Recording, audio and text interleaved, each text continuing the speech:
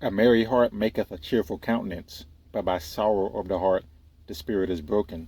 And I've been looking at this verse, or this verse came to mind, and I had to go find it in Proverbs chapter 15, because recently there was a woman, an older woman that I've known for a while, and something she said to me kind of sparked me to look up this verse about the countenance. She said to me, you know, you always kind of look like you're smiling or happy or laughing or maybe even smirking or making fun of people.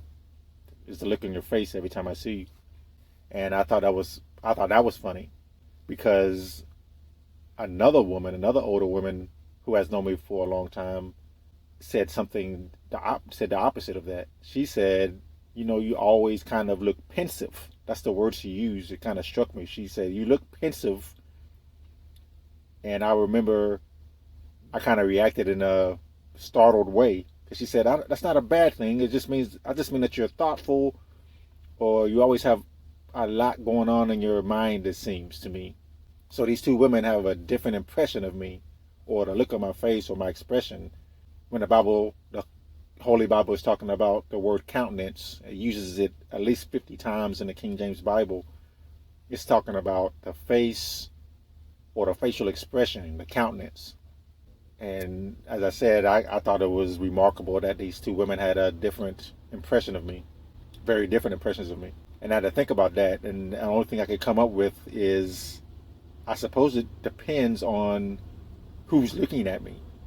Maybe the people who are more at peace or more content or more happy. I don't really like to use that word because that's a conditional word, but I hope you understand me. They look at me and they can see that in me. And the people who have a lot on their mind, they look at me and other people and they see themselves. They see a reflection of themselves. Maybe they're thoughtful and pensive and depressed. I don't know about all that. I guess I'm a mix of those two things. But anyway, that's what kind of sparked this Bible study or word study of the word countenance in the Bible. You're going to notice with me, I'm not going to present myself as some Bible expert or teacher or preacher. It's just me opening the Bible up and letting it teach me, letting the Holy Spirit show me things, not just trying to use my own intelligence because that's limited. I know a lot of very smart people who are always depending on their own discernment, their natural discernment, their observational skills, and their experience, and they think that's all there is. They shape the whole world around that. Well, then they've made themselves into God now because nothing else matters to them except what they can sense. And of course, they failed or they're wrong. They're flawed in their thinking and their believing. They've made themselves into God. They've made their minds an idol. But that being said, this word countenance is really interesting in the Bible. You remember in 1 Samuel, when they're describing David, the Bible is describing David, and it's describing him as a boy, a young man, as someone with a beautiful countenance. 1 Samuel 16:12. A beautiful countenance and goodly to look to. And the Lord said, arise, anoint him, for this is he. All the other brothers, young men, they were also, I think, physically attractive and probably had some kind of intelligence or speaking skills, people skills, those kind of things. And people liked them. But the Lord was looking at David's heart.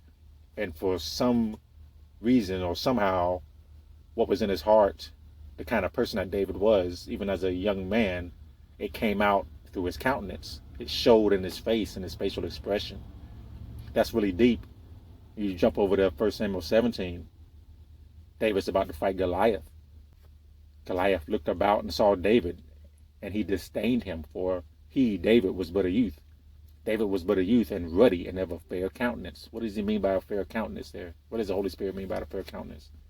He's open. He's without guile. Remember, Jesus in the New Testament is talking about one of his disciples, one of his followers, and I believe he described him as someone who was without guile. Basically an honest person. He's an open person, maybe a helpful person. This is the kind of person that David was. You can correct me if I'm wrong. Find me and correct me. I believe that's what the Bible means by he has a fair countenance. That's the same way Tamar one of the daughter of Absalom, Tamar, who got assaulted in the Old Testament there.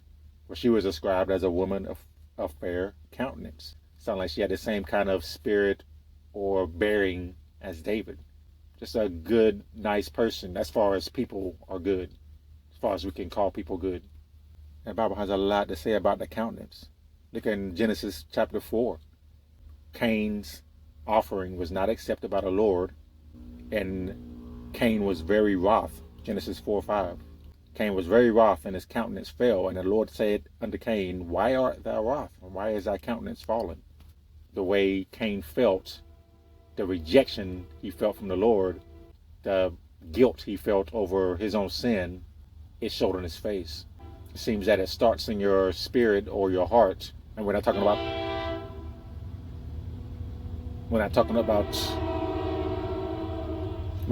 the physical heart there, obviously. Which not the physical heart that beats in your chest and distributes blood through your body. When the Bible is talking about the heart, sometimes it's talking about what makes you you.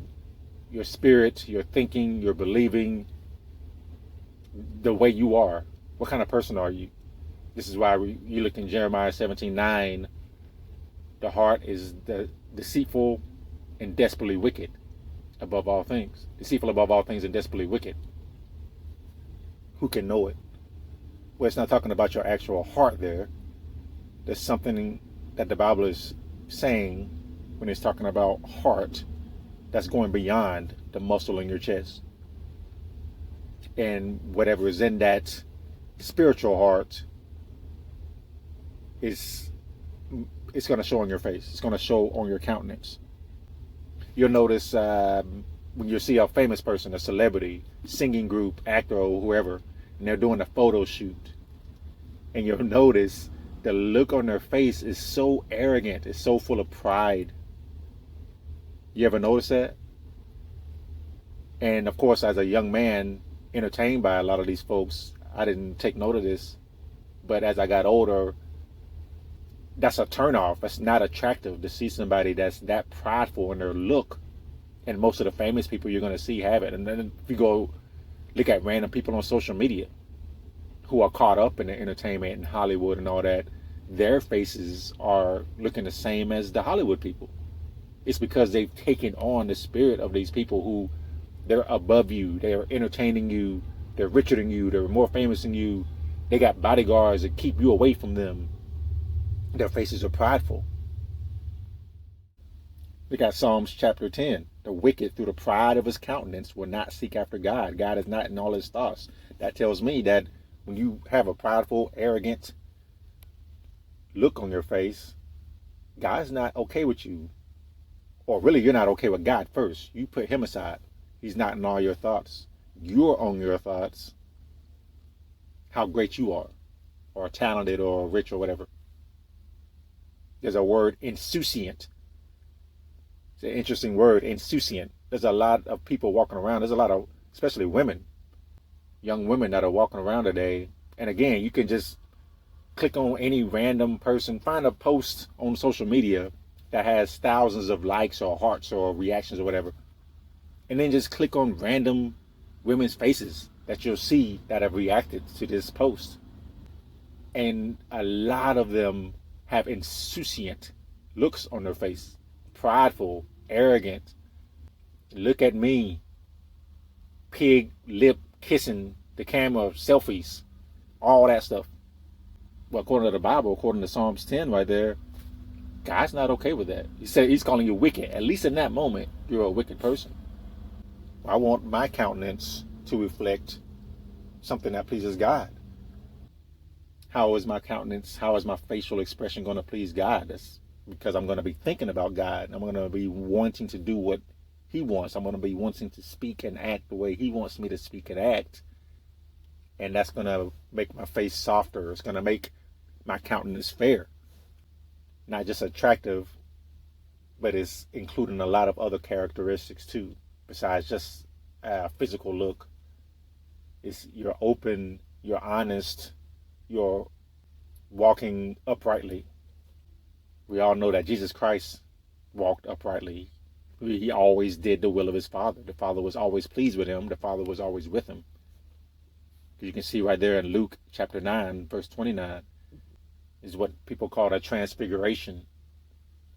And Jesus Christ took Peter, John, and James up into a mountain to pray. And as he prayed, the fashion of his countenance was altered, and his raiment, his clothes, was white and glistering. I didn't even notice I said glistering in the King James Bible until I think yesterday when I'm looking at these things. I always thought it said glistening, but you got to really read. I always say about the King James Bible, you have to actually read what it's saying instead of thinking you know what it says. It's glistering, and it means the same thing as glistening, but it's a different word. Are you paying attention to what you're reading? Well, obviously I wasn't until recently.